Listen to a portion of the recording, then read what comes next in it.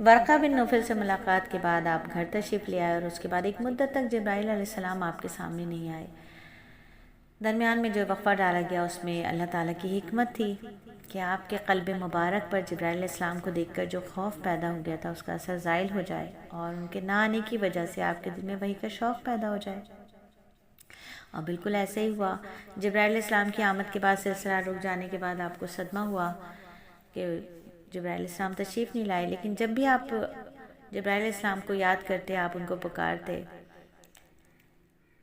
اے محمد آپ حقیقت میں اللہ تعالیٰ کے رسول ہیں، آپ کو ان کی وہ بات یاد آتی، یہ کلمات سن کر آپ کو سکون محسوس کرتے۔ لیکن جب پھر وحی کا سلسلہ کچھ اور وقت گزر گیا اور وہ نہیں شروع ہوا تو آپ بے قرار ہو جاتے، رنج محسوس کرتے۔ اسی طرح پہاڑوں کی چوٹیوں پر تشریف لے جاتے۔ آخرکار وحی کا دوبارہ وحی ہوئی۔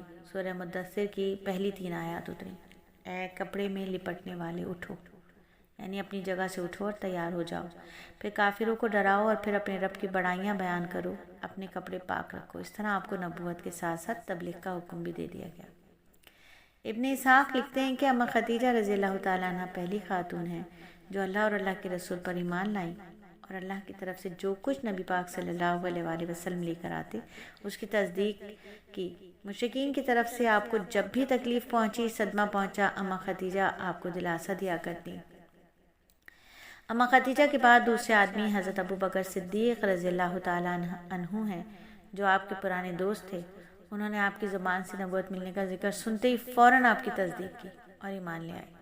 اور بچوں میں حضرت علی رضی اللہ تعالیٰ عنہ جو آپ پر پہلے ایمان لائے، اور ان کے ایمان لانے کا واقعہ کچھ اس طرح ہے کہ ایک دن حضرت نبی پاک صلی اللہ علیہ وآلہ وسلم کے پاس تشریف لائے۔ اس وقت اماں خدیجہ بھی آپ کے ساتھ تھیں اور آپ ان کے ساتھ چھپ کر نماز پڑھ رہے تھے۔ انہوں نے یہ نئی بات دیکھی تو پوچھا کہ آپ کیا کر رہے ہیں؟ نبی پاک صلی اللہ علیہ وآلہ وسلم نے ارشاد فرمایا کہ یہ وہ دین ہے جس کو اللہ تعالیٰ اپنے لیے پسند فرمایا اور اس کے لیے اللہ تعالیٰ نے اپنے اپنے پیغمبر بھیجے ہیں۔ میں تمہیں بھی اللہ کی طرف بلاتا ہوں، لات اور عزیٰ کی عبادت سے روکتا ہوں۔ حضرت علی یہ سن کر عرض کیا، یہ ایک نئی بات ہے، اس کے بارے میں نے آج سے پہلے کبھی نہیں سنا، اس لیے میں اپنے بارے میں ابھی کچھ نہیں کہہ سکتا، میں اپنے والد سے مشورہ کر لوں۔ ان کا جواب سن کر آپ نے ارشاد فرمایا، علی اگر تم مسلمان نہیں ہوتے تو بھی اس بات کو چھپائے رکھنا۔ اب انہوں نے وعدہ کیا اور اس کا ذکر کسی سے نہیں کیا۔ رات بھر سوچتے رہے، آخرکار اللہ تعالیٰ نے انہیں ہدایت عطا فرمائی۔ صبح آپ کی خدمت میں حاضر ہوئے اور مسلمان ہو گئے۔ علماء نے لکھا کہ اس وقت حضرت علی کی عمر 8 سال کے قریب تھی اور اس سے پہلے بھی انہوں نے کبھی بتوں کی عبادت نہیں کی تھی، وہ بچپن ہی سے نبی صلی اللہ علیہ وآلہ وسلم کے ساتھ رہے تھے۔ انشاءاللہ تعالیٰ زندگی بخیر کل پھر اسی حلقے میں آپ کے ساتھ ہوں گے۔